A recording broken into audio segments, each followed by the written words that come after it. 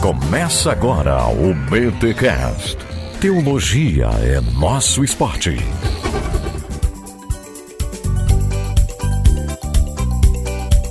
Muito bem. Começa mais um BTcast de número... Antes de falar o número, eu preciso dar um recado. Eu sei, tem muita gente que não ouve o recado paroquial, aí não vai entender nada, por isso eu tô dando esse recado antes de dar a numeração desse BTcast, que é o 374. Mas olha só, este BTcast que você vai ouvir agora era pra ter saído em novembro, mas em novembro a gente colocou o grande divórcio, o lançamento da Thomas Nelson Brasil, e agora a gente traz essa conversa maravilhosa com o Kenner Terra e Gutierre Siqueira, sem brincadeira, um papo que eu não tenho nem roupa pra ouvir esse podcast, que tá demais. Então, você vai ouvir muita gente falar, porque agora em novembro vai sair o livro. Não, o livro já saiu e o link está aqui na descrição deste BTcast, ok? Era pra ter saído em novembro, não saiu, então por isso que a gente fala de um jeito que dá a entender que o livro ainda vai sair, que saiu agora em novembro e você está ouvindo em dezembro este podcast, beleza? E aí eu não ia pedir pro Tudler ficar cortando todas as coisas e tal, não tem problema, então segue aí e saiba que o livro já foi lançado e o link está aqui na descrição deste BTcast. Eu sou o Rodrigo Bibo e o coração tem razão. Eu sou o Gutierrez e o coração tem razões que a própria razão desconhece. Eu ia fazer essa, sabia? Mas eu não lembrava. Aí eu fiz a versão de vestibular daí. Eu sou o Kenner Terra e racionalismo não é razão. Eita, gente, olha só, reunimos mais uma vez esse time de pentecas pensantes. Olha, eu vou apelidar vocês de pentecas pensantes.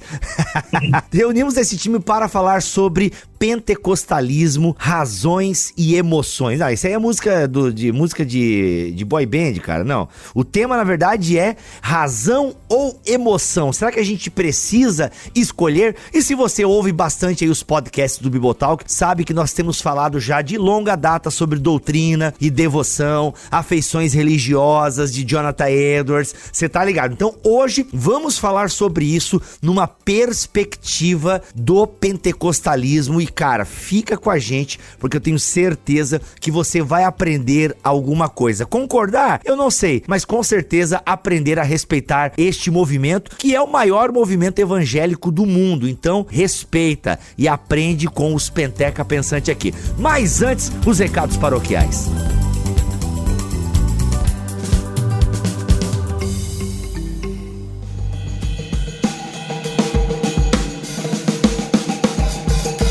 Nos recados paroquiais dessa semana, gente, enquanto você ouve este podcast, já está disponível praticamente uma live que eu fiz com o Cacau Marques sobre casamento, respondendo várias perguntas sobre casamento. Simplesmente demais esse bate-papo. Eu colhi várias perguntas lá do Instagram e trouxe para responder no YouTube nessa live com o meu amigo Cacau Marques. Então, se você quer um conteúdo legal sobre casamento, respondendo várias perguntas muito legais, boas perguntas foram feitas e a gente tentou dar uma resposta aí a contento, com base na nossa experiência bíblica, na nossa experiência de vida, pastoral. Ficou muito legal. Convido você a ver ou ouvir essa live que está disponível lá em nosso canal no YouTube, beleza? É só você digitar Bibotalk no YouTube que você vai achar o nosso canal e as nossas lives estão por lá e eu espero que você goste do conteúdo, porque Cacau Marques sempre manda muito bem, né? Sempre manda muito bem. Lembrando que apesar de nós não estarmos mais na Black Friday, a Amazon sempre está com promoções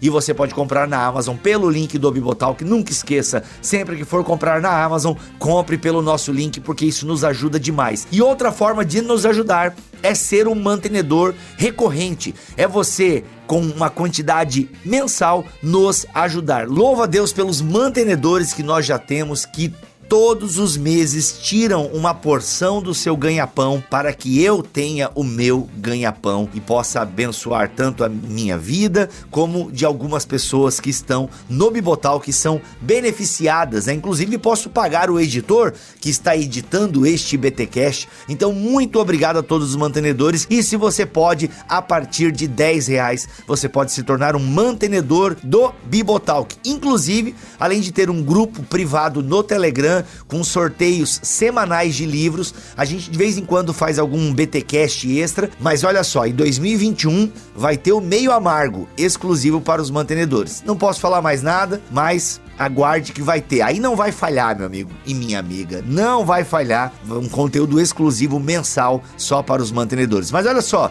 de conteúdo exclusivo para mantenedores já tem muita coisa, tá? Se você se tornar mantenedor, você recebe um e-mail no e-mail que você cadastrou, enfim, e você já recebe muita coisa boa para poder ouvir. Então, se você quiser se tornar um mantenedor, mande e-mail para mantenedores@bibotalk.com e saiba como se tornar um mantenedor recorrente do nosso ministério. Vamos para esse papo que, como eu disse, rapaz, eu tive que ouvir 2 vezes para pegar algumas coisas aí, porque o Kenner e o Gutierrez, olha, ouve aí, vai, ouve aí.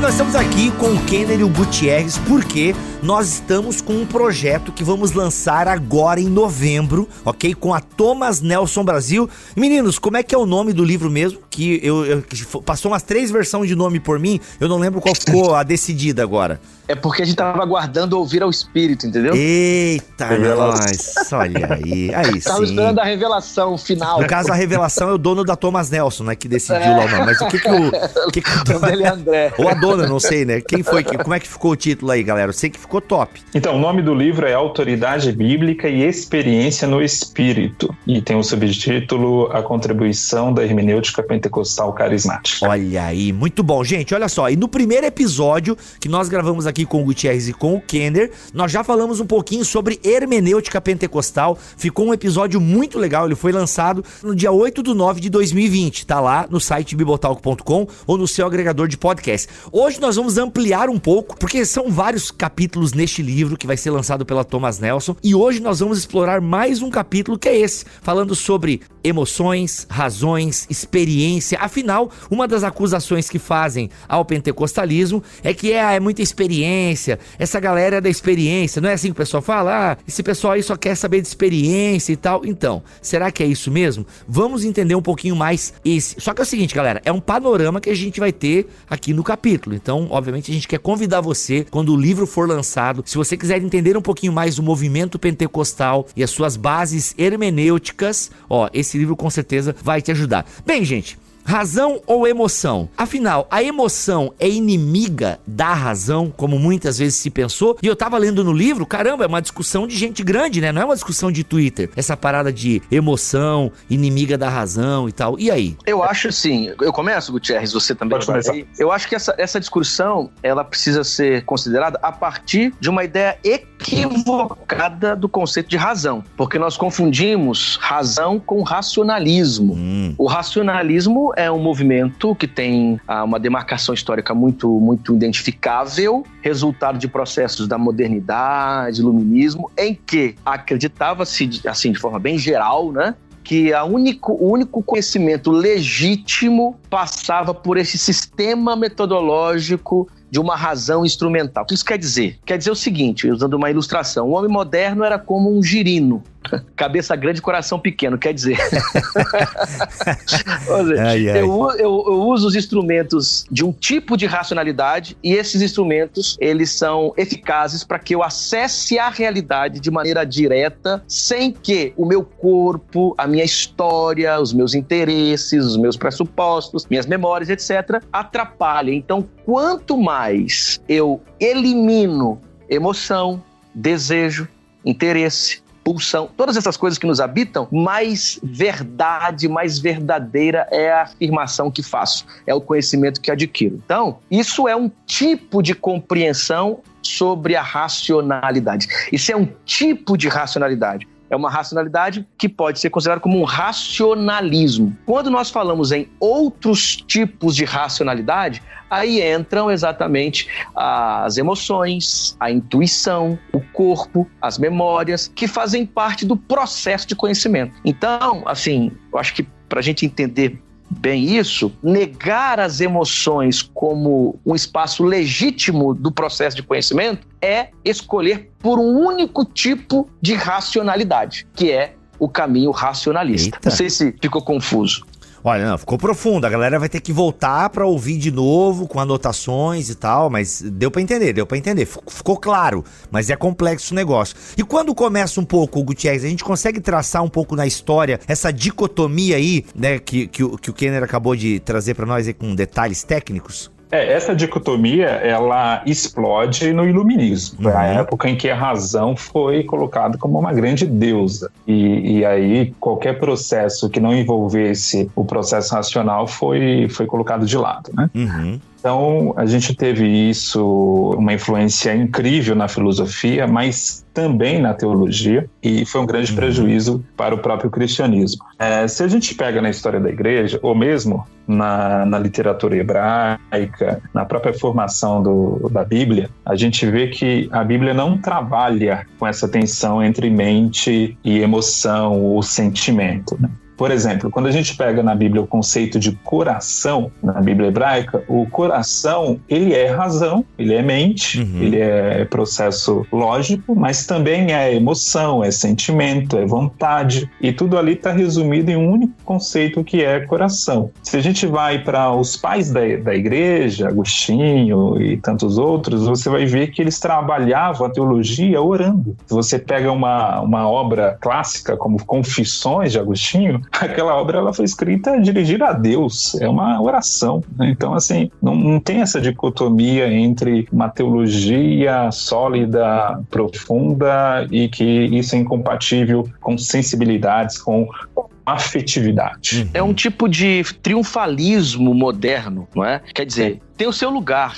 Quando você fala de modernidade, está falando de um período em que surge, por exemplo, o conceito de sujeito. O que é o sujeito, né? É aquele ser que tem a capacidade racional e por isso tem liberdade, autonomia, e a razão pode libertá-lo, por exemplo, das imposições de uma instituição que trata as pessoas de maneira coletiva. Então, eu sou um indivíduo. Aí, o que me torna um indivíduo, um sujeito? Porque eu tenho a capacidade racional e, a partir disso, liberdade de escolha e de análise e de chegar a conclusões sem que uma instituição determine para mim. Daí estão as bases da ciência moderna, etc. Mas, se por um lado, esse tipo de compreensão de mundo, que a gente está falando de forma muito reduzida aqui, muito resumida, de compreensão de mundo, liberta o homem, né? Liberta a humanidade de uma dependência institucional, de cima para baixo, etc., lhe dá liberdade, permite discutir direitos fundamentais, como depois é exatamente esse contexto que possibilita falar em direitos humanos, etc., também tem um seu limite, porque este conceito de razão que nega, por exemplo, a corporeidade, nega a experiência, ele... Tá, gente, Kenner, peraí, segura aí, Kenner. Antes que tu comece a decolar, deixa eu te puxar aqui. A pergunta meio, talvez seja boba, mas eu preciso fazer. Mas por que a galera começa a ter... Eu até entendo que a galera começa a romper com a tradição, vocês falaram do iluminismo aí, beleza, galera rompendo com as tradições, né, com a opressão da igreja, aquela coisa toda, deixa a teologia no cantinho dela aqui, vamos pegar a filosofia e tal, beleza. Agora, mas o porquê essa negação dos sentimentos, ou por que essa dicotomia se estabelece? Qual é o fundamento disso, né? Se a gente parar pra pensar, né, judaísmo, judaico-cristão, aí todo o ocidente vem dessas bases e tal, e aí de repente, não, peraí, Descartes vem na minha cabeça, enfim. Exatamente, a tradição descartiana, a tradição racionalista, que vai separar o corpo da mente, o conceito da vida. Quer dizer, a ideia de que este corpo atrapalha no conhecimento, né? O conceito puro. Qual o conceito puro? É aquele que vem pelos mecanismos da razão. E a razão tem método. Então, o método anula, por exemplo, os meus interesses, as minhas intenções. No fundo, é uma crítica a uma instituição que determina a verdade. Uma crítica a corpos que determinam os valores. Então, como determinaremos a verdade? Por interesses institucionais? Não, mas por uma liberdade pura conceitual da razão. A ideia de que esse tipo de obstáculo para a compreensão deve ser rompido por uma liberdade total que a razão possibilita, promove. Então, se você tem um período em que há uma instituição, há um sistema que determina a verdade, agora como que eu me liberto disso? Tendo valores e verdades que sejam puras, livres e que não dependam destas instituições. E aqui seria a igreja, né, especialmente. E como isso é possível? Pelo mecanismo da razão. Muito bom, muito bom. Gutierrez, quer complementar? É só importante pontuar que isso era uma grande fantasia, né? É lógico. Se acreditava nesse mito, né, que era possível chegar em uma neutralidade, que era possível você afirmar uma verdade sem nenhum viés, sem nenhuma influência, sem nenhuma opressão de qualquer parte, ou até mesmo dos seus sentimentos, e isso se provou uma grande bobagem, né? Depois, especialmente ficou claro no século XX, onde o racionalismo nos levou a 2 grandes guerras mundiais, a regimes totalitários. Teve sim o seu lado positivo do desenvolvimento da ciência, teve esse desenvolvimento da tecnologia, tudo isso foi importante e é importante até hoje, mas teve um custo também muito alto para a sociedade. E para a teologia, né? Porque esse sistema de compreensão de acesso à realidade, ele tem 2 filhas, né? Esse racionalismo tem 2 filhas. De um lado, o fundamentalismo e do outro, a teologia liberal. Quer dizer, eita, olha aí a discussão do Twitter chegando. E é exatamente nessa fronteira que surge o pentecostalismo. Tá, peraí, Kenner, tu não pode falar esse tipo de coisa aí, que o Twitter tá pegando fogo, e aí tu fala assim, tchau, gente, eu vou ali falar do pentecostalismo. Não, explica um pouco assim, porque eu tô entendendo o que vocês estão falando, e aí eu queria trazer justamente isso pra teologia. Por que a gente tá discutindo, né, se foi um projeto, né, se de certa forma o iluminismo é um projeto que fracassou, nos levou pras guerras, né, teve o seu lado positivo, mas por que a gente tá aqui então, em 2020 falando disso? Por que a gente se propõe? Por que vocês escrevem capítulos no livro de vocês sobre isso? Entende? Acho que seria legal a gente dar uma atençãozinha aí. Ok. Porque ficou claro que existem verdades e profundidades da realidade que a razão não dá conta. Que essa razão, na perspectiva racionalista, não dá conta. Que a ideia de que simplesmente com instrumentos metodológicos corretos eu chego a uma realidade sem contribuir no processo, isso é uma inocência. E isso é perverso também, né? Porque quando você tira a vida e as experiências da vida, da discussão sobre o conhecimento, você cria um conjunto de conceitos, e conjuntos de conceitos você pode matar por eles, você pode impor por eles. Mas na vida você precisa aprender a dialogar, precisa aprender a dar conta das diferenças, entendeu? É uma questão ética também, é uma questão prática. A ideia do mundo ser acessado só por um sistema racional não dá conta da grandiosidade e da complexidade da vida. Então tem coisas da realidade, que esse negócio que a tradição moderna sempre quis dar conta, que conceitualmente nós não conseguimos alcançar. Aqui entra, por exemplo, a experiência. Quer dizer, existem saberes que não se enquadrariam nos parâmetros de um saber logocêntrico, racionalista, mas que são importantes. Saberes populares, por exemplo, que respondem a uma série de dilemas da vida, mas que não serão tratados como legítimos por uma perspectiva de racionalidade moderna, racionalista. É o que tu fala no teu capítulo, Gutierrez, de uma experiência do Daniel Wallace, por exemplo, né? Acho que cabe aqui esse exemplo. Sim, que é um teólogo mega conservador, e ele mesmo relata que passou, como exegeta, a ter uma relação com a Bíblia, que era uma relação de um cientista com um objeto. Você tem uma relação assim que não te afeta em nada, né? Você trata ali como um animal a ser dissecado. E isso trouxe um prejuízo espiritual incrível para a vida dele. E foi uma experiência de dor na família que trouxe ele para essa realidade. Olha, meramente você tratar o texto bíblico ou você lidar com a vida cristã apenas como uma técnica ou apenas pela técnica, isso não vai fazer de você um verdadeiro cristão. Então esse choque na vida dele foi um choque que muita gente já passou e que mostra, né, esse choque de realidade mostra justamente o que o Kenny falou, o limite da razão, o limite que a razão tem, que ela não consegue acessar todos os saberes. Mas ainda voltando a um ponto que o Kenny falou, essa questão do fundamentalismo e liberalismo, é interessante que tem uma discussão neste momento nas redes sociais se o liberalismo matou o cristianismo na Europa. E aí eu trato isso, eu falo o seguinte, olha, de fato o liberalismo ele ajudou a matar o cristianismo na Europa, mas o cristianismo conservador também morreu na Europa. E por quê? Porque ambos, tanto os conservadores quanto os liberais, eles abraçaram o racionalismo. O racionalismo não foi abraçado apenas pelos liberais. E isso ajudou esse processo de destruição do cristianismo em ambientes ali do primeiro mundo. E é interessante a gente observar isso, por quê? Porque você tem um protestantismo que não tem ritos, não tem emoção, não tem ligação, experiências, né? Não tem um choque com Deus, né? Não tem esse processo de comunicação direta com Deus. E aí, esse cristianismo que é só palavra, só razão, só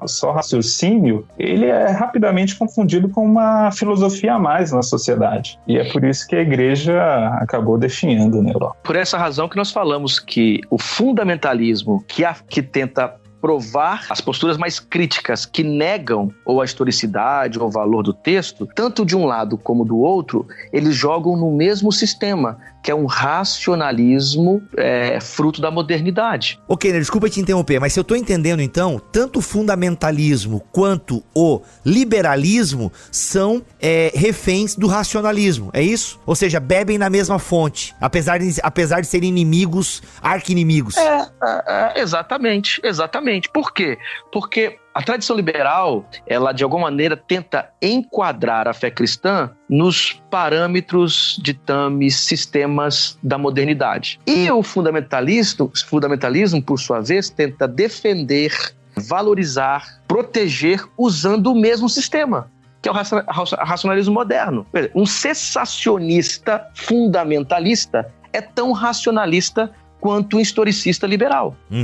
Perfeito. Entendeu? Então, o que é o pentecostalismo agora? Para poder, talvez o pentecostalismo ilumine isso um pouco. O Amos Young vai dizer isso e outros também. Quer dizer, então o pentecostalismo ele surge nessa terceira margem do rio aí, não é? Porque ele não é fundamentalista nessa perspectiva cessacionista, mas também não é tão dependente das ciências modernas quanto a tradição crítico-liberal será. Então ele está nessa terceira via. E o que o resgata desses dualismos, não é? Desse dualismo aí, desse maniqueísmo? Especialmente a experiência. Enquanto o cessacionista diz assim, os carismas estão no passado, eles só são históricos. O crítico dirá, liberal, etc., dirá o seguinte: não, o sobrenatural, ele está tão vinculado à natureza que a maneira como o mundo funciona, ali está Deus. Isso, claro, estou falando aqui de forma muito injusta, né, muito resumida. O pentecostal vai dizer, não, as experiências sobrenaturais se dão hoje. Então ele rompe com esse naturalismo liberal e ele rompe com esse fundamentalismo conservador, cessacionista. Muito bom, muito bom.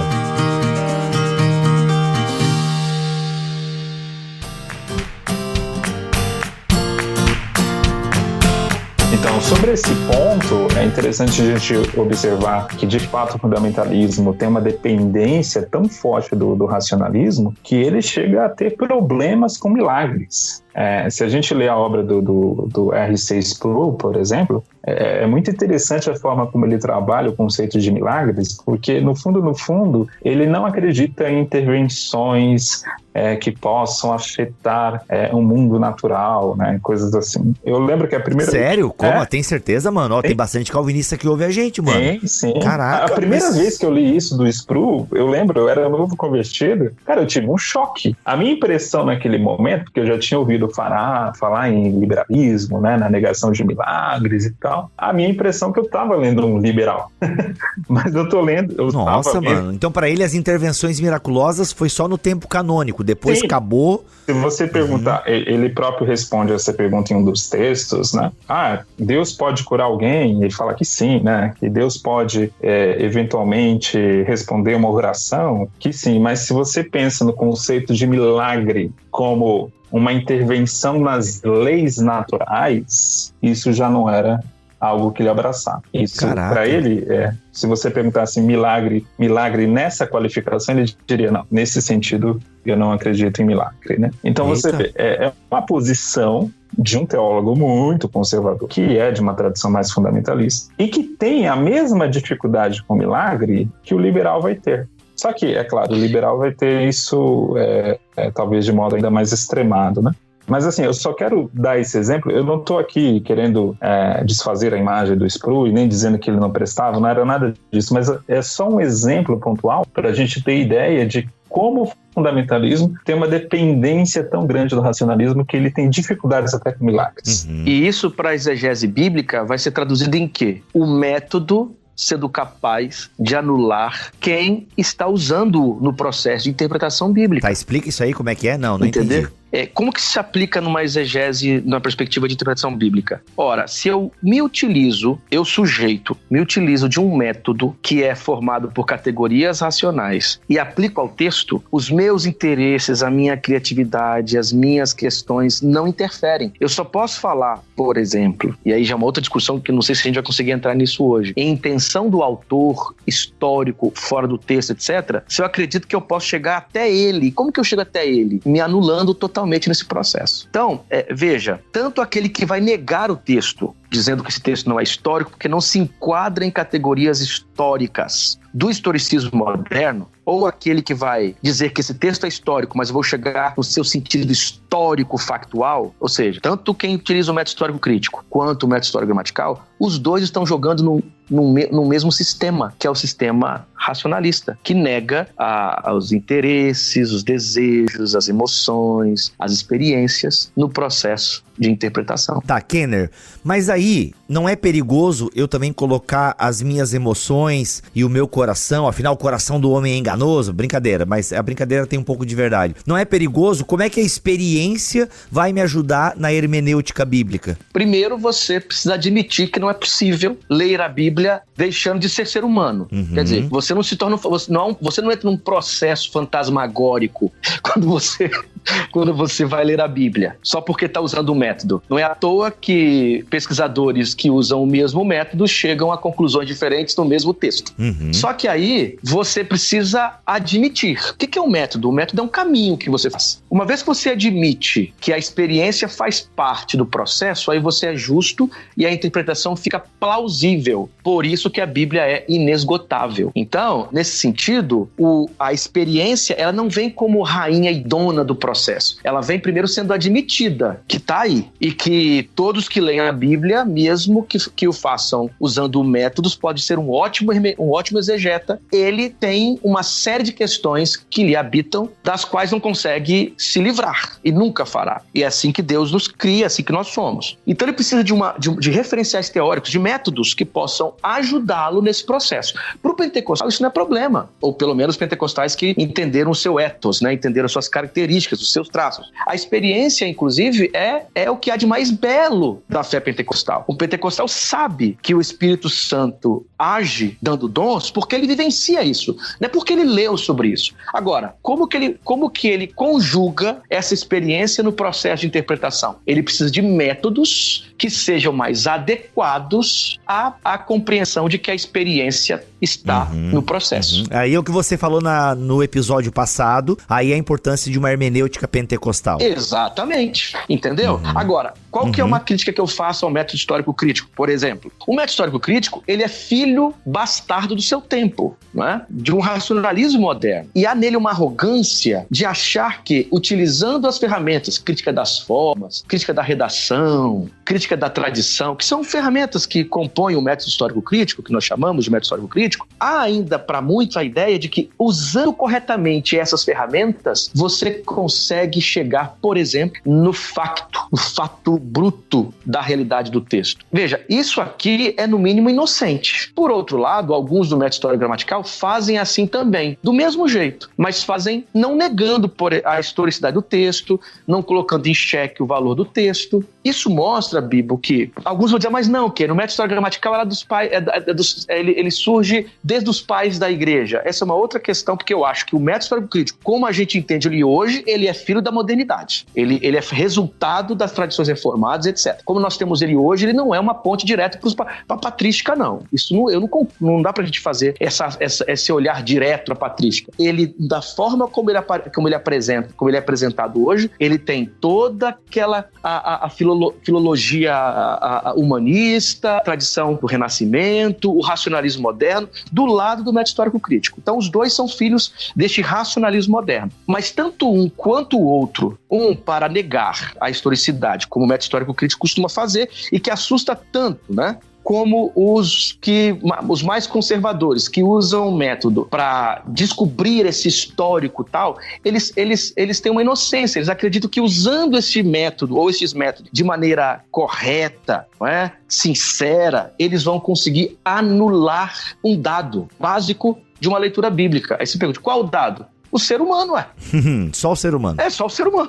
Quem lê o texto é um ser humano. Ou não. Ou tem alguém aqui que consegue acessar exegese feita por anjo. Então, é nesse ponto que... Alguns conseguem. Alguns conseguem. Caraca. Alguns conseguem. Eita, nós, hein, fala. Tem Bíblia revelada por aí. Então, qual o risco? Claro que tem risco. Ô Bibo, quem que engrossava as fileiras da Ku Klux Klan dos Estados Unidos, você acha? Mano, a única coisa que eu sei da Ku Klux Klan é do Bad Boys 2, só sei isso. Pois é, daquele movimento racista, formado por gente de igreja tradicional, que supostamente lia a Bíblia usando os referenciais teóricos, os métodos corretos que eliminavam a experiência, racionais, etc. Você não tem pentecostal na Ku Klux Klan. Você tem, pelo contrário.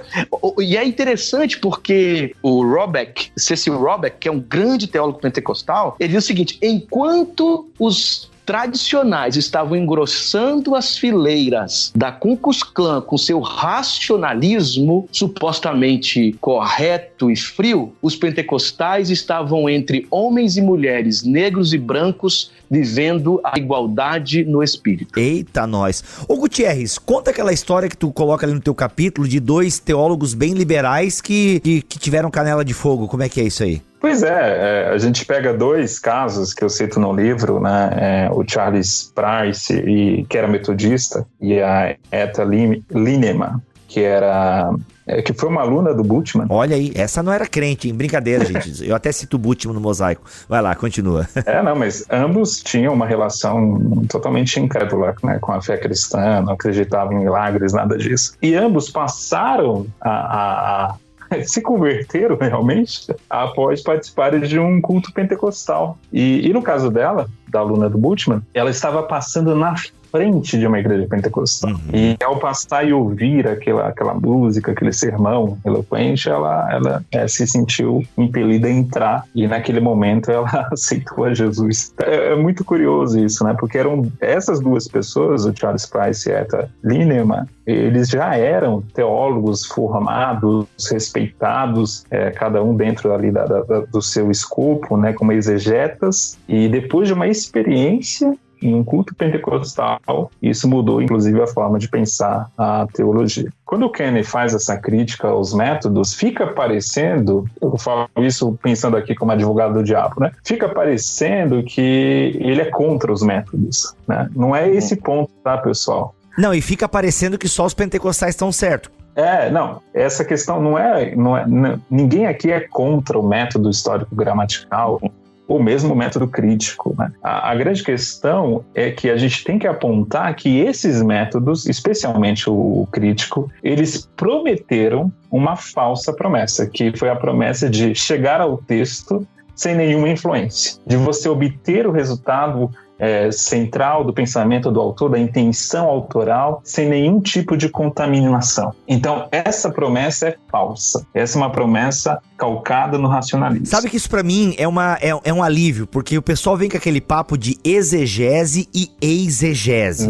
Não, porque a exegese é você descobrir o que o autor do texto, e a exegese é quando você leva suas ideias para o texto. Cara, eu lembro que assim, eu não sou um intelectual, sabe? Mas quando eu ouvi isso a primeira vez, e eu já tinha uma noção um pouquinho de hermenêutica e tal, eu falei assim, tá, mas como então a gente tem a mesma Bíblia e a gente tem interpretações diferentes para o mesmo texto? E aqui trazendo uma discussão que é velha, mas ela sempre rende, calvinismo e arminiano. Mano, é muito engraçado, me permita aqui ser um pouco irônico, mas, cara, você vê um programa como Vejam Só, por exemplo, né? O Vejam Só, 90% do Vejam Só é discussão de arminianos e calvinistas sobre algum texto da Bíblia. Mano, os dois estão citando hebraico, os dois estão citando grego, os dois estão falando porque na exegese isso, mas, cara, chegam a resultados diferentes. Aí eu cheguei à conclusão que, no fundo, ok, a exegese fundamental e tal, mas, cara, exegese exegese e exegese, elas são assim, tipo, não dá pra separar, elas são bonitinhas não sei.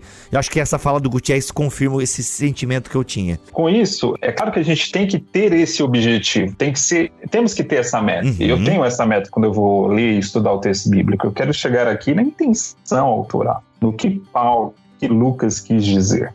Mas eu tenho que ter a humildade de reconhecer que eu, no fundo, nunca vou chegar. Completamente eu nunca vou chegar. Eu posso chegar próximo, eu posso ter ali um insight, ou com a ajuda da própria tradição da igreja, né, entender melhor aquele texto. Mas assim, se eu tivesse o domínio completo de uma interpretação correta, essa interpretação ela seria canônica, ela seria uma interpretação autorizada por Deus ou por um anjo, entende? Então, assim, o interessante, Bibo, quando a gente pensa em métodos, eu sempre lembro de uma história que eu ouvi de um irmão, um senhorzinho, assembleiano e tal. Ele disse que se converteu ao Senhor quando certa vez estava passando na frente de uma igreja e alguém leu o texto que Jesus fala a Tomé, né? Tomé, não seja incrédulo, mas crente. Aí ele, quando ouviu aquilo, nossa, eu tenho que ser crente.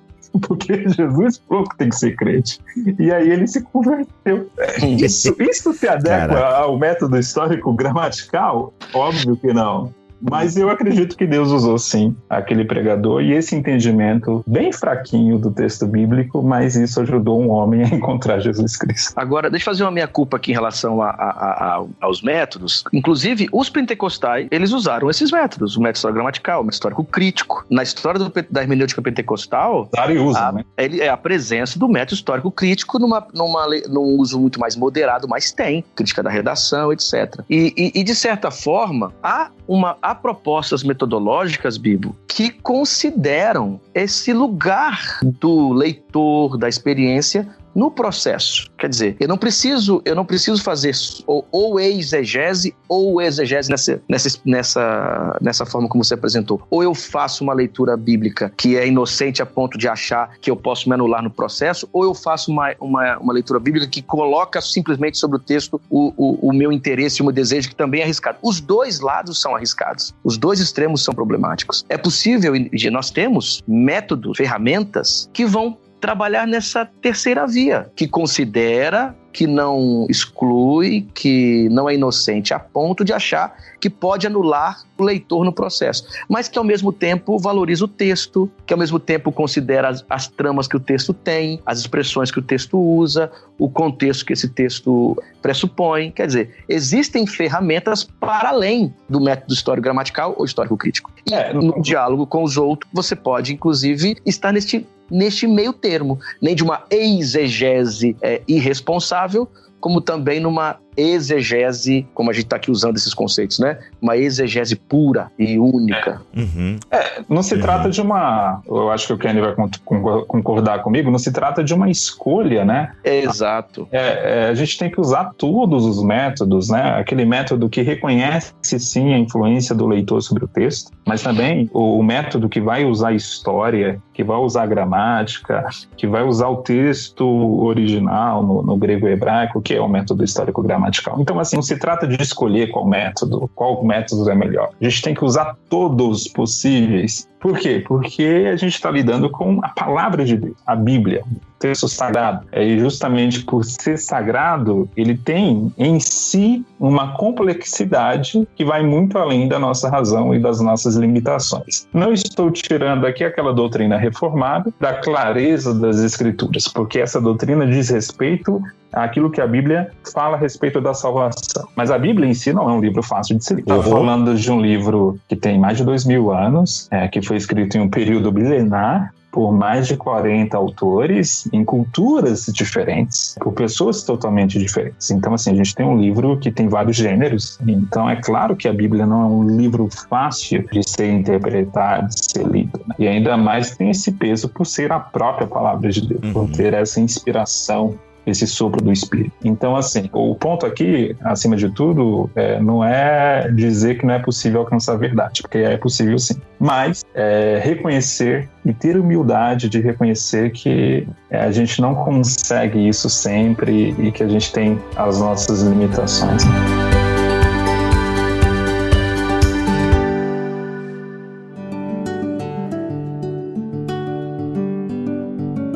Gente, vocês perceberam que a gente passou boa parte do episódio discutindo métodos de interpretação e tal, mas você precisa perceber que está ligado uma coisa na outra, porque no fundo tem ali como nós nos aproximamos do texto. Não somos contra os métodos, mas a gente precisa considerar a nossa aproximação, né? O indivíduo se aproximando do texto e por aí vai. Por isso é muito importante você ouvir também o episódio, né? O primeiro episódio aí dessa série de podcasts com base no livro que nós vamos lançar pela Thomas Nelson Brasil. E eu estou aqui conversando com os autores e também organizadores, né? Porque tem outras pessoas que também dão uma palhinha lá no texto. Mas voltando para o tema central deste podcast, que é razão ou emoção. Bem, já entendemos que não é razão ou emoção, mas é razão e emoção. Se eu tô entendendo tudo que vocês estão falando aí. Então é razão e emoção. E a pergunta pra gente ter uma saideira aqui é: a emoção como um tipo de racionalidade. O que vocês querem dizer isso? A emoção como um tipo de racionalidade.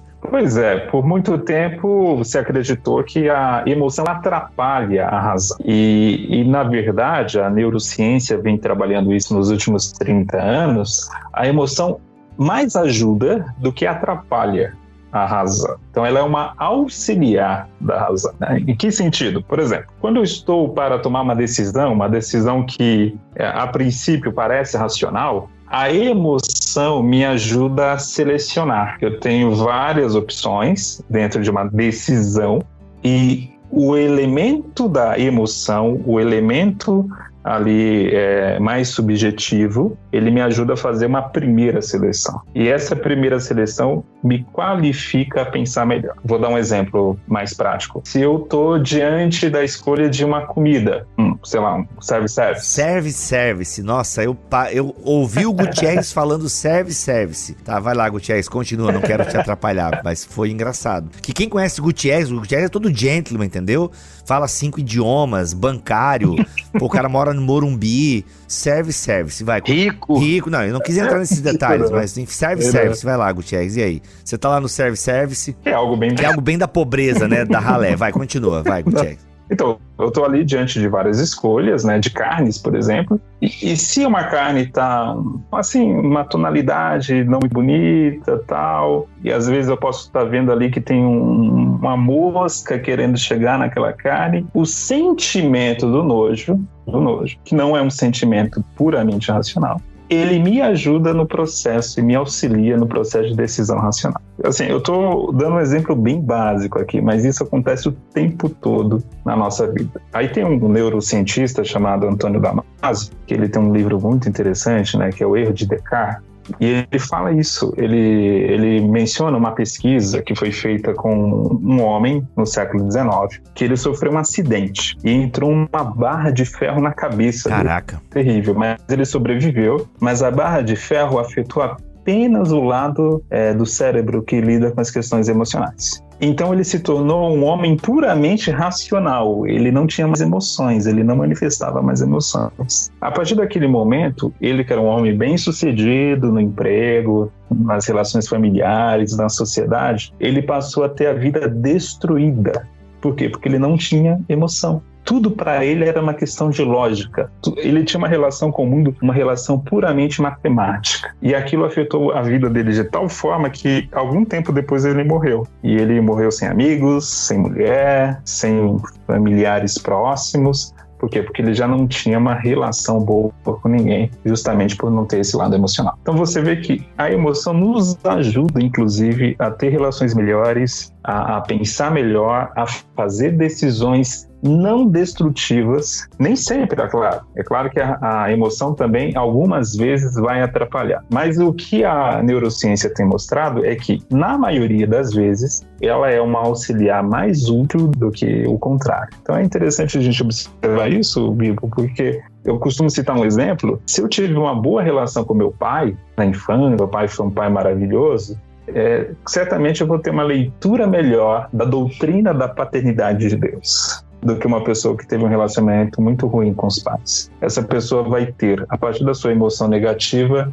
talvez uma dificuldade maior de entender esse ponto da doutrina cristã. Existem saberes e compreensões sobre o mundo que as experiências emocionais contribuem e pertencem a esse espaço que nós chamamos de racional. O racional só dessa razão instrumental, dessa razão vinculada a questões lógicas, é uma redução do racional. Dentro do sistema de acesso do mundo, que passa pelas emoções, pelas paixões, há também uma racionalidade e completa a experiência da razão humana. Então, essa razão que nega a emoção no processo é um tipo de racionalidade. É um tipo de racionalidade, como nós temos dito aqui, uma racionalidade própria da modernidade. Então, tirar o lugar da emoção, quer dizer, tirar o espaço da experiência da emoção, entende? Do processo de compreensão do mundo é diminuir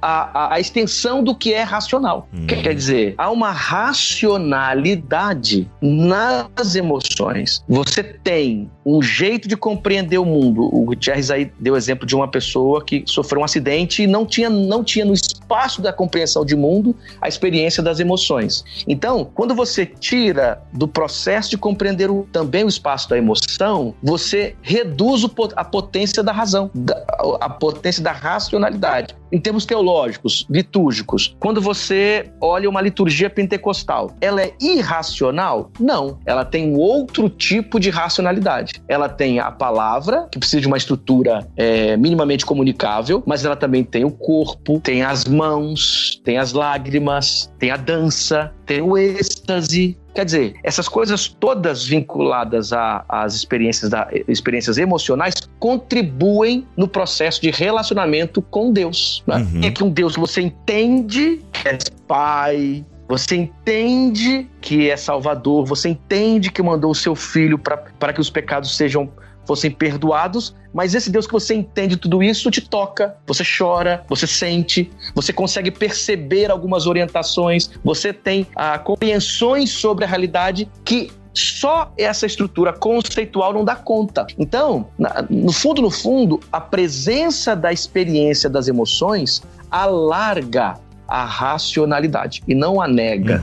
Muito bom. Aqui a gente pode lembrar, pessoal, da palavra conhecimento no hebraico. Pronto, isso aí, perfeito. O conhecimento no hebraico é um conhecimento palpável, conhecimento relacional, né? Inclusive, conhecimento é sinônimo de sexo, né? em alguns contextos do texto bíblico. É a mesma palavra, né? O yadar, né? Isso. Conheçamos, né? E prossigamos em conhecer. O que é isso? A pessoa já entende isso como uma espécie de acesso intelectual, né? Conceitual.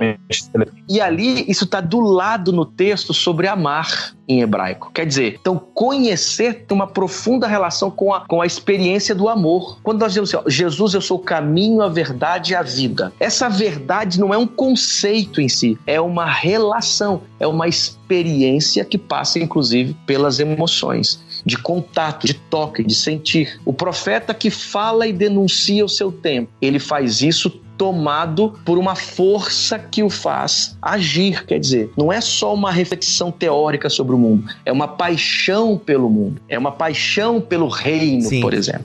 Não é uma compreensão só do reino. E o Gutierrez falou também anteriormente ali que não é que a gente não esteja em busca da verdade, não, tanto que nós acreditamos que a verdade é uma pessoa, então Jesus não é um conceito doutrinário, a gente pode ter doutrinas sobre Cristo, e é importante que nós as formulemos, contudo, a gente precisa entender que nós nos relacionamos com um Deus que é uma pessoa, né? Então Deus é pessoal, Jesus Cristo não é um aglomerado de doutrinas, Jesus Cristo é uma pessoa e com ele nos relacionamos. Isso a gente perde muitas vezes, né? Isso tem que ficar bem claro aqui para os ouvintes, porque tem muita gente maldosa que gosta de distorcer as coisas, né? Ninguém aqui está negando a importância da doutrina, ninguém está negando a importância do pensamento, né? Da estrutura racional.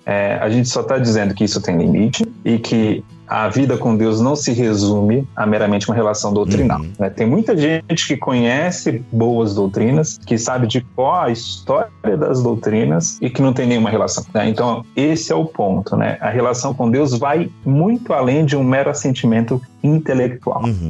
vai muito além. Envolve o homem como um todo, não apenas o seu racional. Muito bom. Gente, é isso. Você quer entender um pouco mais? Nós arranhamos aqui um dos capítulos. Na verdade, tem 2 capítulos que tocam um pouco nesse tema de um livro que vai sair agora em novembro pela Thomas Nelson Brasil. Então aí, ó, Kenner Terra, Gutierre Siqueira, e tem alguns convidados também. Quem são os convidados que entregam alguns textos ali no livro que vocês vão lançar?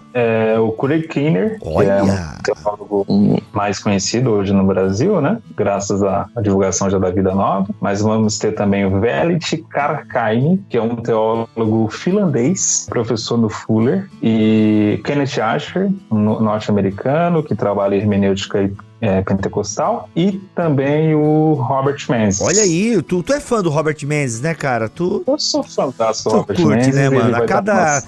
Uma vez por semana eu vejo o Menzies aparecendo na tua internet. É maravilhoso, né? E que legal que você conseguiu, cara. Bacana.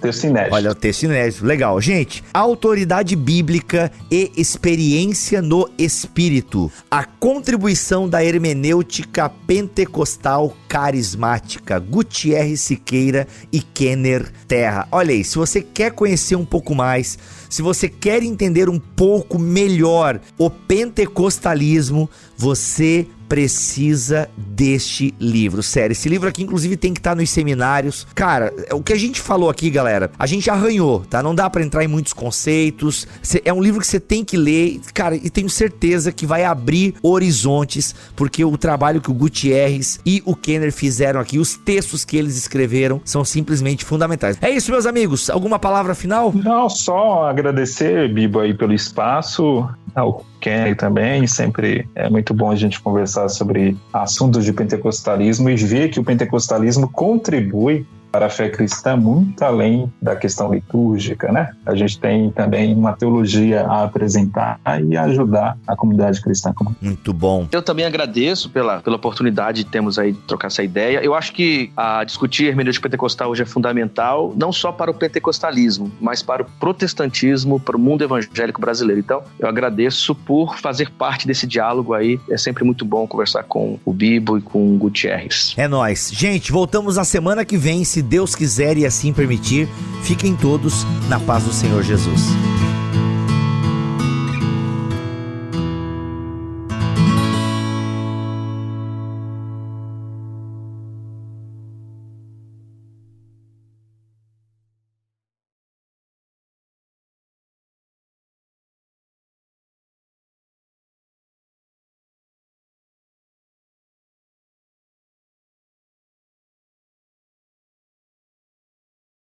Isso tudo vocês cortam, né? Essa conversa aqui. Claro, mano. Mas bom. Isso aqui não é live, mano. Aqui no podcast a gente parece tudo inteligente. Lembra de cabeça. Este podcast foi editado por Tuller Bibotalk Produções.